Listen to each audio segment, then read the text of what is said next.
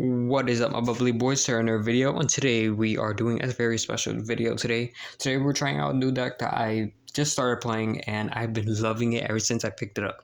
And yes, it's Dark World.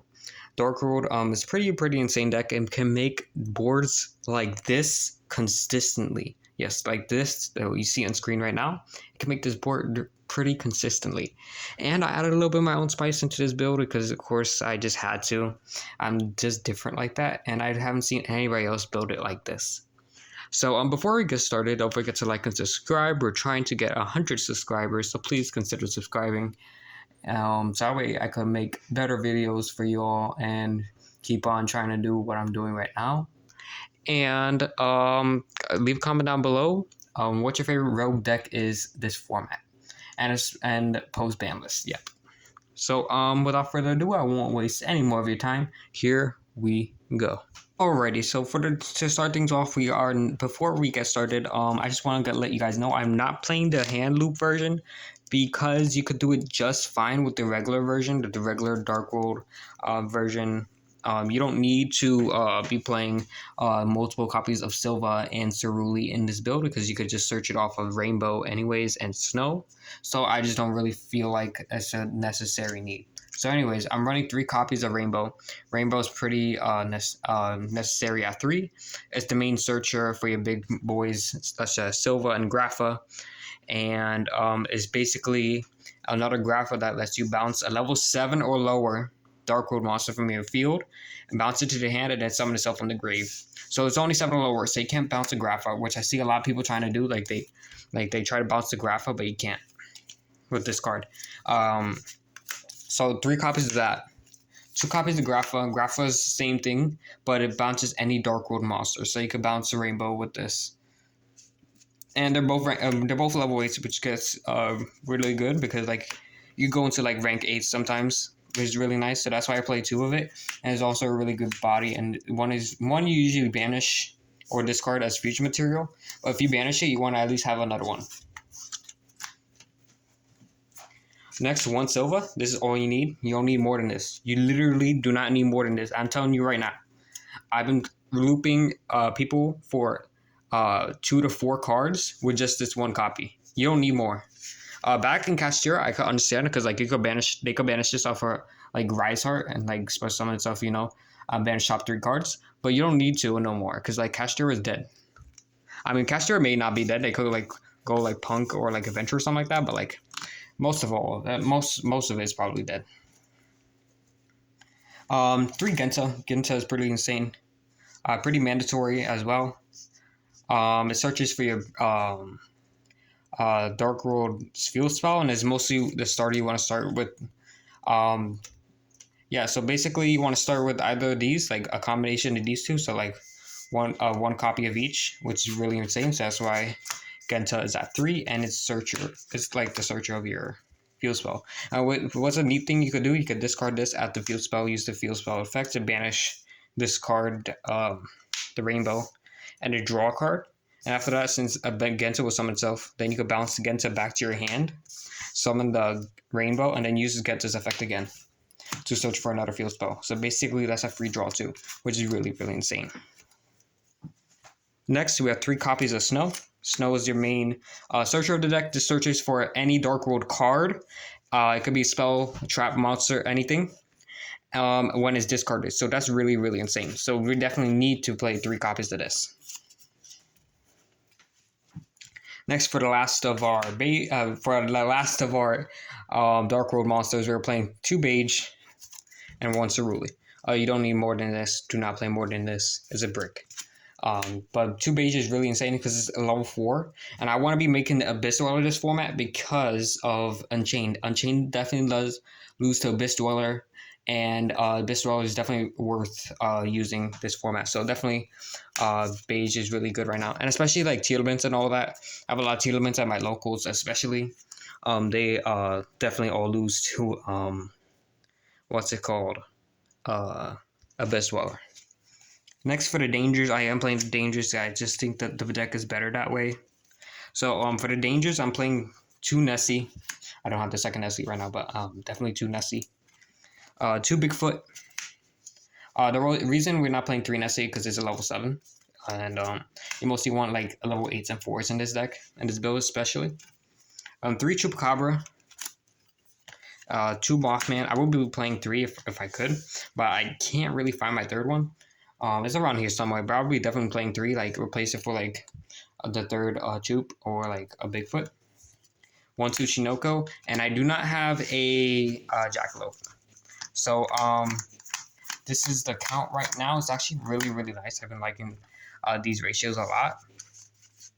And yeah, so I'm just gonna keep it like this. I don't have the Jackalope, but I don't really see myself needing the Jackalope, so I guess it's fine. But like, I play a higher danger count because it really helps the deck a lot. You don't really want to brick, and people are cutting down on the dangers that I don't really think is necessary. They're free buys, they're free draws, and it's just really, really insane.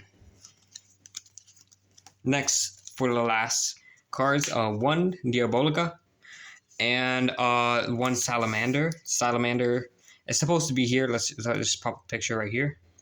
Salamander is really, really insane for this deck. Diabolica, this is a common out of the Duelist Nexus packs. I'm pretty sure everybody has it in their bulk by now. But it's a free body. They can summon from your hand or grave when a Fiend is sent to graveyard card effect. And then after that, what's called? This card can, when it's sent to the graveyard by card effect, you can add a Fiend monster from your graveyard to your hand, which is really insane. So that's it for those. Next, I am considering changing these ratios for this spice of the deck. But I am right now playing 2 copies of Frost and 1 copy of Lila. Yes, I am playing the Live-Tune engine in this deck. And it's not really that bad because you don't need to play that many. So it's pretty insane because like what you do, you just thin out your deck until you get at least one of these in your hand, or at least both. Like if it's both, it's pretty insane because like it's a free extender. This is like fodder for a Nightmare Griffin, and then you just special summon this, then link it off a Nightmare Griffin, and then link off another monster like a Dark World monster or something like that, and then go into your like Live-Tune plays, which is really insane. But I just love the Live-Tune engine, or I just love Live-Tune in general, so that's why I just had to put it in here. I'm considering cutting 1 just because like you don't want to draw into this too many times and just like have it as a brick in your hand. But at the same time, sometimes I find myself discarding these 2, and this is the only thing I have left. So I'm just considering cutting 1 of these, or like play testing with only 1 less of this. But this is pretty like good engine. I mean, sure they're all bricks, but it's still well worth it. It's part of the combo, which is really insane. But you could consider like cutting this for a Salamander or a Triple Tactus Talent. Triple Tactus Talent is definitely a good option if you want to use that. Next, for the spells, we're going to Dark World spells right now. So 3 copies of Dark World, Gates of the Dark World. Pretty mandatory because it's the free field spell that you get off Genta. So definitely 3 copies of it is insane. 1 Dark Corridor. You only need 1 Dark Corridor in my opinion. I just don't think you need more than this because you just draw into it so easily. It's a one-of. I mean, you can search it, which is fine. But like, I just don't really want to draw into the second one while I'm playing, and just have it as like, because this one is the hard ones per turn. So that's why I cut it down to 1. But instead of the second one, I'm playing the Charge into the Dark World. It's a really good extender, and it's like a +2, which is really insane. You summon level 4 lower Fiend from your graveyard and summon it, and then discard a Fiend monster from your hand, which is really insane. Next, 1 Dark World Accession. It's not Accession. I mean, it's not Ascension. It's Accession, and it's basically a fusion spell, but you only need 1 of it because it's searchable, and as you get it pretty easily. So off of snow, so you don't really need it. Need multiples of it. Last card, of course, is 1 Darkwood Archives. Darkwood Archives is a pretty mandatory card. There's only 1 of it because it's a hard once per turn. Per copy, I think it is. No, it's a hard once per turn. Never mind.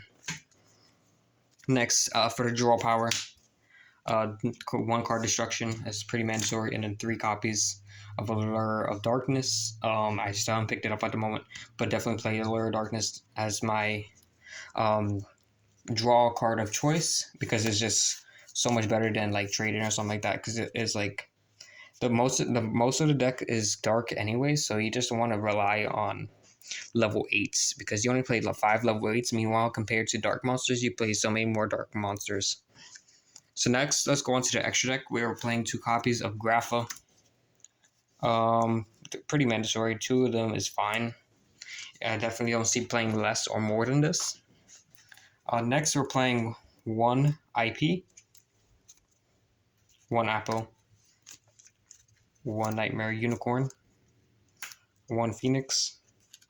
I'm considering cutting the Lingeribo. I'm just playing the Lingeribo just in case, depending on how the meta is. But for now, I'm going to keep it in here.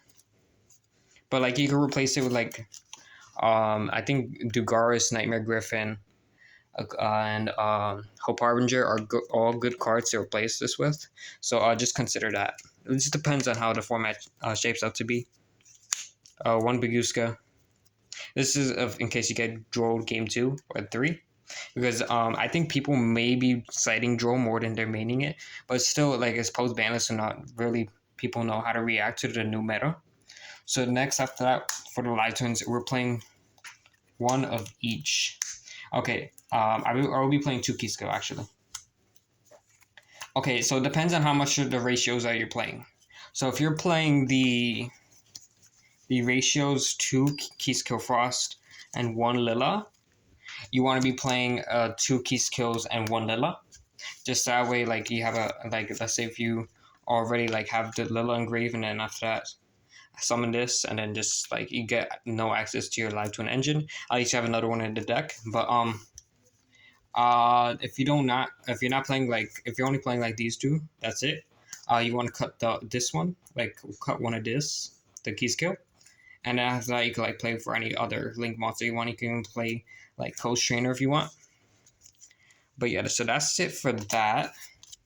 Now let's go on to the rest of the extra deck, because the extra deck's still not done.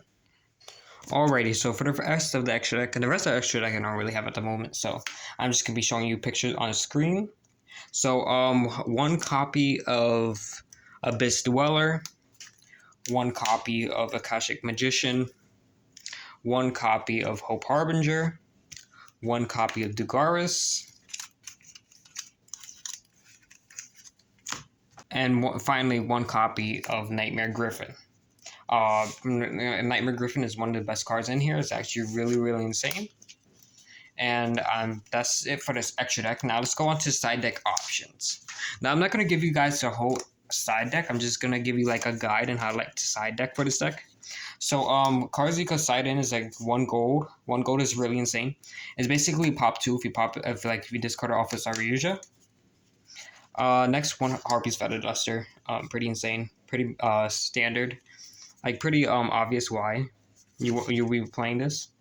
Next, 1 Nibiru. I mean, not play 1 copy. I'm just giving you guys options.